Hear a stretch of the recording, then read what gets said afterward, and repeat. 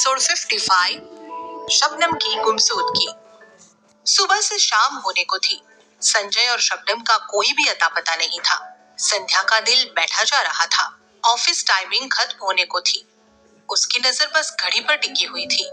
ठीक 5 बजते ही उसने अपना पर्स कांधे पर लटकाया और मेन गेट से बाहर निकल गई। बाहर निकलते ही उसने आकाश को फोन किया। हेलो आकाश, कहाँ हो तुम? कुछ पता चला शबनम दीदी का? नहीं संध्या, क्या तुम्हें कोई फोन नहीं आया शबनम का? संध्या परेशान होकर बोली। नहीं, और मैंने कोशिश भी नहीं की। कहीं उस आदमी को शक हो गया तो? बिल्कुल ठीक कह रही हो तुम। इसी वजह से मैंने और सूरज ने भी शबनम को कोई फोन नहीं किया। लेकिन अब बहुत देर हो चुकी है। तुम इस वक्त कहाँ हो? मैं बस यहीं ऑफिस के बाहर। ठीक है, तुम उसी रेस्टोरेंट में चली आओ। हम दोनों तुम्हारा वहीं इंतजार कर रहे हैं। वैसे तो तुम्हें लेने आ जाता, लेकिन हमें साथ देखकर किसी को शक ना हो जाए। तुम ठीक कहते हो आकाश, हमें हर कदम पर एहतियात बरतनी होगी। मैं बस 5 मिनट में तुम्हारे पास ही पहुंच रही हूँ। कहकर संध्या ने फोन रख दिया। संध्या तेज कदमों से मोड़ पर बने रेस्टोरेंट की तरफ चल पड़ी, जहाँ सूरज और आकाश उसका पहले से ही इंतजार कर रहे थे। अब क्या करे, कैसे पता लगा है शबनम दीदी का? अंदर जाते ही उन दोनों को देखकर संध्या ने कहा, देखो संध्या, मैं आकाश शबनम को फोन करते हैं तो संजय सर को शक हो सकता है। तुम ही फोन करके एक बार पूछने की कोशिश करो कि शबनम कहाँ है। सूरज की बात सुनते ही संध्या ने शबनम को फोन मिला दिया, पर मोबाइल पर बेल बजती ही रही, लेकिन शबनम ने फोन नहीं उठाया। संध्या झल्ला कर बोली, मैं तो सुबह ही उसके एक्सप्रेशन से ही समझ गई थी कि कुछ गड़बड़ है। उसने डरते हुए कहा, कहीं उसे हम पर शक तो नहीं हो गया? शबनम दीदी ठीक तो होगी? तुम चिंता मत करो, सब कुछ ठीक होगा। सूरज ने उसे तसल्ली देने की कोशिश की। वैसे ऐसा क्या हुआ था सुबह? वो एक भेड़िए की तरह शबनम दी को घूर रहा था। आकाश ने उसे देखते हुए कहा, क्या तुमने रिकॉर्डिंग ऑन की थी? हाँ, याद आया, मैंने रिकॉर्डिंग भी ऑन की थी। तुम इसमें उसके बदलते चेहरे को साफ साफ देख सकते हो। आकाश ने तुरंत कैमरा अपने लैपटॉप से लिंक किया। सुबह कैबिन में क्या हुआ था वो साफ साफ देख सकते थे। संजय की गंदी नीयत कैमरा में साफ नजर आ रही थी। उसके चेहरे में छिपे घिनौने इंसान की हकीकत देखकर सूरज हक्का बक्का रह गया। जिस आदमी को उसने किसी भगवान की तरह पूछा था, वो ऐसा शैतान निकलेगा उसने कभी सोचा भी नहीं था। कितना विश्वास किया था उसने संजय पर। सोचा था मास्टर दीनानाथ जी के परिवार का आदमी उन्हीं की तरह नेक होगा, लेकिन संजय ने साबित कर दिया था कि खून एक होने से विचार एक नहीं हुआ करते। उसकी इस हरकत से सूरज बेहद शर्मिंदा था। संजय की वजह से उसने मल्लिका जैसी लड़की पर शक किया, उसे भला बुरा कहा। आज सूरज को अपने आप से ही शर्म आ रही थी। वो आईने में भी खुद से नजर नहीं मिला पा रहा था। शाम ढलती ही जा रही थी, लेकिन अभी तक शबनम का कुछ भी अता पता नहीं था। सूरज इसके लिए भी अपने आप को ही कोस रहा था। आखिर क्यों उसने शबनम को खुद ही उस हैवान के आगे परोस दिया? आखिर क्यों नहीं उसने मल्लिका का भरोसा किया? चिंता की लकीरें सूरज के साथ साथ संध्या और आकाश के चेहरे पर भी साफ दिखाई दे रही थी। संध्या ने 2-3 बार शबनम को फोन करने की कोशिश की, लेकिन शबनम ने फोन नहीं उठाया। संध्या के चेहरे पर घबराहट साफ दिख रही थी। सूरज उसकी घबराहट देखकर बोला, देखो संध्या, तुम फिक्र मत करो। शबनम शायद जानबूझकर हमारा फोन पिक नहीं कर रही है। शायद वो आदमी उसके आसपास होगा। सब कुछ ठीक हो जाएगा। क्या हम शबनम की गुमशुदगी की कंप्लेंट पुलिस में नहीं कर सकते? बेचैनी से भरी संध्या ने बोला।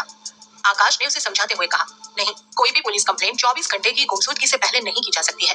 और हम पुलिस से कहेंगे भी क्या कि वो संजय के साथ गई है? ये वीडियो भी तो इस बारे में कोई सबूत नहीं देता ना। चलो संध्या, मैं तुम्हें तुम्हारे घर छोड़ देता हूँ। घर कौन सा?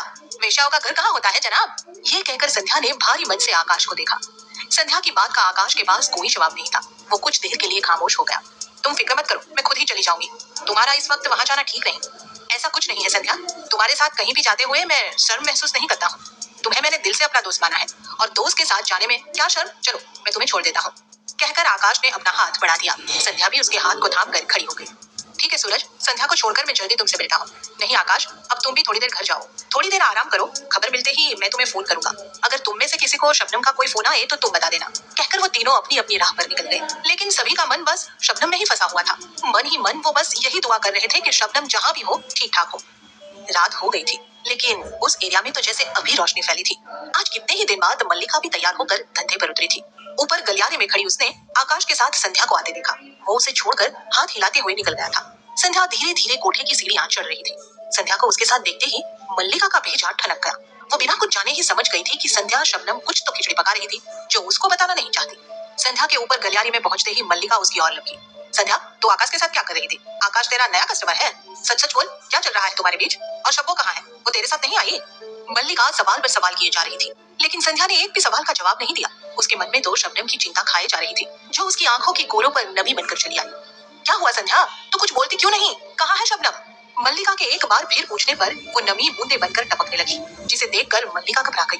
अंदर चल, बात करते हैं, कहकर मल्लिका ने उसकी कलाई को जोर से पकड़ा और खींचते हुए अंदर ले गई। अंदर ले जाकर मल्लिका ने संध्या को बिस्तर पर बिठाया और पास पड़े पानी का ग्लास संध्या के आगे कर दिया। संध्या ने 2 बूंद पानी हल्के से नीचे उतारा और ग्लास साइड में पड़े टेबल पर रखकर मल्लिका से लिपट गई। उसकी सारी चिंता झर झर आंसू बनकर आंखों से टपक रही थी। मल्लिका दीदी, मुझे लगता है हमारे से बहुत बड़ी गलती हो गई है। वो शबनम दीदी। शबनम? क्या हुआ शबनम को? संध्या तो सीधा सीधा बताती क्यों नहीं, क्या चल रहा है तुम्हारे बीच में? मल्लिका दीदी, मुझे शबनम दीदी ने आपसे बात करने के लिए मना किया था। अगर मैं आपसे बात करूंगी तो शबनम दीदी। कहते कहते संध्या रुक गई। कुछ भी नहीं करेगी शबनम दीदी, तो मुझे बता, सच सच क्या बात है? देख संध्या, मुझसे छुपाने की कोई जरूरत नहीं। संध्या तो पहले से ही मन में बहुत परेशान थी। मल्लिका का प्रेम भरा सानिध्य पाते ही वो फूट पड़ी। दीदी, आपकी हालत देखकर शबनम दीदी बहुत परेशान थी। वो इस इंसान से बदला लेना चाहती थी जिसने आपकी जिंदगी को नर्क बना दिया। इसके लिए हम सबने मिलकर एक प्लान बनाया। उसी प्लान के चलते मैंने उस संजय के ऑफिस में सेक्रेटरी के लिए अप्लाई किया और सिलेक्ट हो गई। लेकिन शबनम दीदी नहीं चाहती थी कि मेरे साथ कुछ ऐसा वैसा हो, इसलिए उन्होंने मुझे पीछे कर खुद आगे हो गई। आज अपने प्लान के मुताबिक वो हेल्प मांगने के लिए संजय के ऑफिस में गई थी। उसकी नजरें उसे देखते ही बेईमान हो गई थी। वो सुबह से ही उसे लेकर कहीं निकल गया था और वापस नहीं लौटा। शबनम दीदी को मैंने बहुत फोन किए, लेकिन वो फोन उठा ही नहीं रही। शबनम दीदी की गुमशुदा होने की रिपोर्ट भी 24 घंटे से पहले हम लिखवा नहीं सकते। मेरा दिल तो बैठा जा रहा है। सूरज और आकाश ने मुझे भरोसा दिलाया है कि शबनम दीदी को कुछ नहीं होगा। संध्या ने अपने मन की सब बात कह दी थी। इसे सुनते ही मल्लिका धक से नीचे गिर गई। ये क्या किया तुम दोनों ने? एक बार मुझसे बात तो करी होती ना संध्या। मुझे कोई फर्क नहीं पड़ता कि कोई मुझे सही समझता है या गलत। उस दुनिया से अब मेरा वास्ता ही नहीं। मेरी दुनिया तो यहाँ है, तुम्हारे साथ। माना कि हमारा खून एक नहीं, हमें एक माँ ने जन्म नहीं दिया, लेकिन तुम दोनों मेरे लिए बहनों से कम नहीं हो। फिर रही बात सूरज की, तो वो तो मेरी जिंदगी में अभी आया था। कितना वक्त हुआ उसे मुझे जानते हुए? महीना भर। इस महीने भर में वो मुझे ठीक समझे या नहीं, क्या फर्क पड़ता है? और इसके लिए मैं चिंता भी क्यों करूं? आखिर मेरा रिश्ता ही क्या है उससे? उससे मिलने से पहले भी मैं खुश थी, और देख आज भी मैं खुश हूँ अपनी दुनिया में। देख तैयार होकर कैसी लग रही हूँ। हमें किसी और की जरूरत नहीं संध्या। हम तीनों की दोस्ती हमारी जिंदगी की खुशियों के लिए काफी है। ये बोल उसने उसे गले से लगा लिया। मेरा फोन दे, मैं फोन करती हूँ उसे। देखती हूँ कैसे नहीं उठाती फोन। नहीं नहीं दीदी, आप फोन मत करना, सब गुड़ गोबर हो जाएगा। मैं अपने फोन से ही एक बार फिर से ट्राई करती हूँ। संध्या ने अभी फोन ही उठाया था कि उसके फोन पर आकाश का नंबर फ्लैश होने लगा। उसने टाइम वेस्ट किए बिना उसका फोन उठा लिया। हेलो आकाश, हाँ कुछ पता चला शबनम दीदी का? फोन उठाते ही उसने एक साथ में बोल दिया। नहीं संध्या, मुझे तो कुछ भी पता नहीं चला। सूरज भी शबनम की तलाश में निकला है, अभी तक उससे भी बात नहीं हो पाई। शायद वो संजय के घर गया है। इससे पता चल जाएगा कि संजय घर पर है या नहीं। बाकी देखते हैं क्या कर सकते हैं। मुझे लगा शायद तुम्हारे पास शबनम का कोई फोन आया होगा, तो पूछता हूँ। उसकी आवाज में चिंता साफ दिखाई दे रही थी। नहीं आकाश, मेरे पास भी शबनम दीदी का कोई फोन नहीं आया। चलो कोई बात नहीं, तुम टेंशन मत लो, सब कुछ ठीक हो जाएगा। शबनम को हम ढूंढ कर ही रहेंगे। उसने उसे आश्वासन दिया और फोन रख दिया। आखिर कहाँ गई शबनम दीदी? और अगर शबनम दीदी का कल तक कोई पता नहीं लगा, तो मैं कल खुद उस संजय से बात करने वाली हूँ।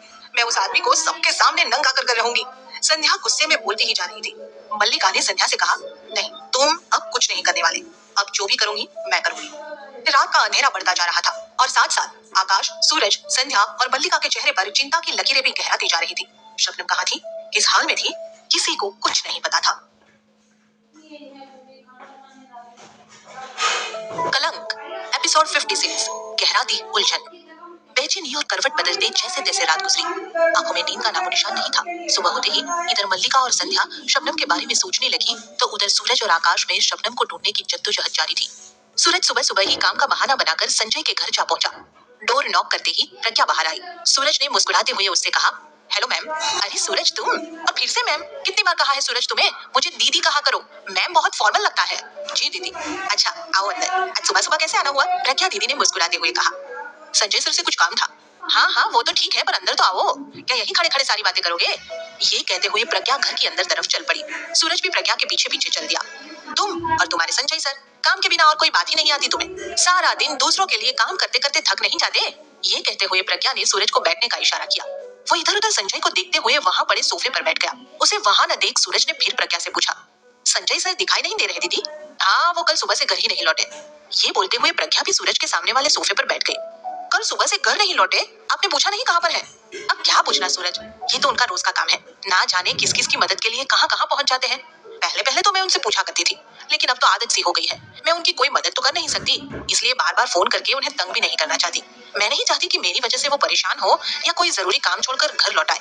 वो उसके चेहरे को देखकर सोच रहा था, कितनी मासूमियत थी उसके चेहरे पर, कितना भोलापन था। वो कहाँ जानती थी संजय की सच्चाई को। उनकी आंखों पर भी उसने अपने झूठे चेहरे का पर्दा जो डाल रखा था। ऐसे में प्रज्ञा दीदी की भी क्या गलती है, क्या कसूर है? कुछ दिन पहले वो भी तो संजय सर को भगवान ही समझता था ना, लेकिन वो भगवान के रूप में हैवान निकलेगा ये वो कहाँ जानता था। अपने सोच से बाहर आकर उसने प्रज्ञा की तरफ देखते हुए कहा, अच्छा दीदी मैं चलता हूँ, जब सर आ जाएंगे तो आऊंगा। और ये कहते हुए सूरज उठ खड़ा हो गया। अरे ऐसे कैसे चलता हूँ, क्या तुम सिर्फ संजय सर से ही मिलने आते हो?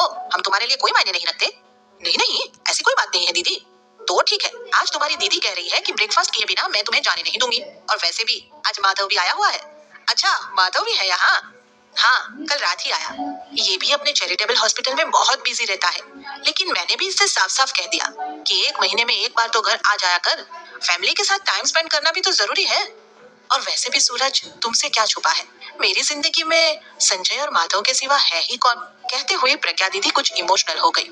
फिर उसने अपनी आंखों से आंसू पोंछते हुए माधव को देखकर कहा, लो आ गया माधव। अरे माधव देखो तो कौन आया है। आज तुम्हारे जीजू नहीं सही, सूरज ही सही। ओह हेलो सूरज, कब आए तुम? ये कहकर माधव ने अपना हाथ बढ़ा दिया। बस अभी कुछ 5 मिनट पहले। मैं तो बस जा ही रहा था, बहुत जरूरी काम है। पर प्रज्ञा दीदी ने रोक लिया। मुझे भी आज जल्दी निकलना था, लेकिन दीदी के कहने पर ब्रेकफास्ट के लिए रुकना पड़ा। कहते हुए माधव मुस्कुरा उठा।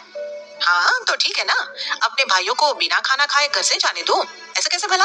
अब तुम दोनों आपस में बातचीत करो, मैं जल्द से जल्द तुम्हारा ब्रेकफास्ट लगवाती हूँ। खाकर बेशक जल्दी निकल जाना। ये कहकर प्रज्ञा दीदी किचन की तरफ चली गई और फिर माधव उससे बात करने में लग गया था। लेकिन सूरज का तो सारा ध्यान अभी भी शबनम और संजय की तरफ था। उसे कुछ भी समझ नहीं आ रहा था कि वो क्या करे। वहां से निकलना चाहता था जल्द से जल्द, लेकिन प्रज्ञा दीदी के प्यार ने उसे वहां से उठने नहीं दिया। तभी उसके मोबाइल की घंटी बज उठी। फोन आकाश का था। ओह नो, आकाश को मैंने कहा था कि अगर संजय मुझे घर पर नहीं मिला तो मैं उसे फोन करके बताऊंगा, ताकि वो पुलिस में जाकर शबनम की गुमशुदगी की कंप्लेंट कर सके। और बातों ही बातों में तो मैं भूल ही गया। सूरज अपने ही मन में सोचने लगा। एक्सक्यूज मी, उसने माधव से कहा और साइड पर जाकर आकाश से बात करने लगा। अरे सॉरी यार, मैं तुझे फोन करना ही भूल गया था। संजय तो यहाँ भी नहीं है और प्रज्ञा दीदी को तो उसके बारे में कुछ भी मालूम नहीं है। हमें जल्दी कुछ सोचना होगा। फोन उठाते ही सूरज ने अपने मन की सब कह दी। मुझे मालूम है सूरज कि वहाँ संजय तुझे नहीं मिलेगा, और शबनम की तो तुम फिक्र मत करो। शबनम दीदी वापस आ चुकी है। अभी थोड़ी देर पहले ही संध्या ने मुझे फोन करके बताया वापस आ गई। आखिर कहाँ थी वो? कल दिन भर रात भर? ये तो उनसे मिलकर ही पता चलेगा। अभी तो संध्या का बस यही फोन आया था कि तुम टेंशन मत लो, शबनम दीदी वापस आ गई है। मैंने उससे कहा कि शबनम दीदी को थोड़ा रेस्ट करने दो, तुम अपने सर्विस के लिए वापस ऑफिस पहुंचो। फिर उसके बाद शाम को हम वहीं उसी रेस्टोरेंट में मिलेंगे। हाँ ठीक किया तुमने आकाश, मैं भी यही सोच रहा था। मैं भी बस यहाँ से जल्दी निकलने की कोशिश करता हूँ। आज तुम ऑफिस में संध्या के साथ ही रहना, ताकि कुछ भी गलत ना हो। संजय अपनी कोई भी अगली चाल ना चल सके। अब हमें फूंक फूंक कर कदम रखने होंगे। ये जिम्मेदारी अब तुम्हारी है कि संध्या के साथ कुछ भी उल्टा सीधा ना हो।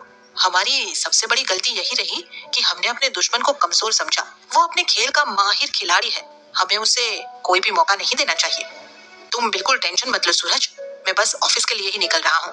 मैं 1 मिनट के लिए भी संध्या को अकेला छोड़ने वाला नहीं हूँ। शाम को मिलने के लिए मैं शबनम दीदी को बुला लूंगा। उनके मिलने के बाद ही बात फाइनल हो पाएगी। क्या हुआ कैसे हुआ कुछ मालूम नहीं, और शबनम दीदी से पूछे बिना हम अपना अगला स्टेप नहीं उठा सकते। आकाश की बात सुनकर सूरज ने फोन रख दिया। उसके मन में शबनम के घर पहुंच जाने की तसल्ली थी। उसके बाद वो वापस माधव के साथ आकर बैठ गया। तब तक प्रज्ञा दीदी ने भी ब्रेकफास्ट डाइनिंग टेबल पर लगा दिया था। अब बात ही करते रहोगे कि आप कुछ पेट पूजा भी करोगे? प्रज्ञा ने उन दोनों को खाने की टेबल पर चलने का इशारा किया। थोड़ी ही देर में दोनों डाइनिंग टेबल पर बैठे उसके हाथ के बने खाने का लुत्फ ले रहे थे कि तभी घर में संजय की एंट्री हुई। आ गए आप, बहुत अच्छे मौके पर आए हैं। देखो तो घर में कौन आया है। माधव और सूरज दोनों साथ साथ। उसे देखते ही सूरज का खून उबल पड़ा। एक बार तो उसके दिल में आया कि उसका कॉलर पकड़कर उससे पूछे कि आखिर कहाँ गया था शबनम दीदी को लेकर कल तू। लेकिन फिर सूरज खून का एक घूंट पी कर रह गया, क्योंकि ये ना तो सही मौका था और ना ही ऐसा करके उसे कुछ हासिल होने वाला था। उसने समझदारी से काम लेना ही मुनासिब समझा और अपने मन में उबलते गुस्से को एक कड़वा घूंट समझकर पी गया। इसी दौरान माधव उठा और उसने उठकर संजय के पैर छू लिए। अभी कुछ दिन पहले तक तो सूरज के मन में भी तो संजय के लिए ऐसी ही इज्जत थी, लेकिन आज वो जस का तस अपनी कुर्सी पर बैठा था। संजय माधव को मिलने के बाद सूरज से मुखातिब हुआ। अरे सूरज, तुम कहाँ खोए हुए हो भाई? अपने ही मन में चल रही जद्दोजहद के बीच खोया हुआ सूरज संजय की आवाज सुनकर वो फिर से उस वक्त में वापस लौट आया। अरे कुछ नहीं सर, बस संजय ने डाइनिंग की चेयर खींचकर उस पर बैठते हुए कहा, मैं जानता हूँ तुम इवेंट के अनसक्सेसफुल होने पर उसके जिम्मेदार खुद को ही ठहरा रहे हो। अरे ऐसा नहीं होता बरखुरदार, जो हो गया सो हो गया। वो क्या कहते हैं, मिट्टी पाओ। जी सही कहते हैं आप सर। उसने उसकी हाँ में हाँ मिलाने का दिखावा करते हुए खाने का कोल मुंह में लिया। अब तो उसका 1 मिनट भी वहां ठहरना मुश्किल होता जा रहा था। वो जल्द से जल्द वहां से निकल कर जाना चाहता था। अपने ब्रेकफास्ट खत्म कर उसने अपने हाथ धोए। अच्छा चलता हूँ दीदी। अपने हाथ वहां पर टंगे टॉवेल से पोंछते हुए उसने प्रज्ञा दीदी को देखते हुए कहा, अरे ऐसे कैसे चलता हूँ? तुम किसी काम से आए थे ना, वो काम नहीं करोगे? संजय तो अब आ ही गए हैं। प्रज्ञा ने बहुत ही मासूमियत से कह दिया और सूरज अब अपनी ही कही बात में उलझ गया था। प्रज्ञा की बात सुनते ही संजय भी बोला, अच्छा ऐसा कौन सा काम आन पड़ा जो तुम सीधा घर चले आए?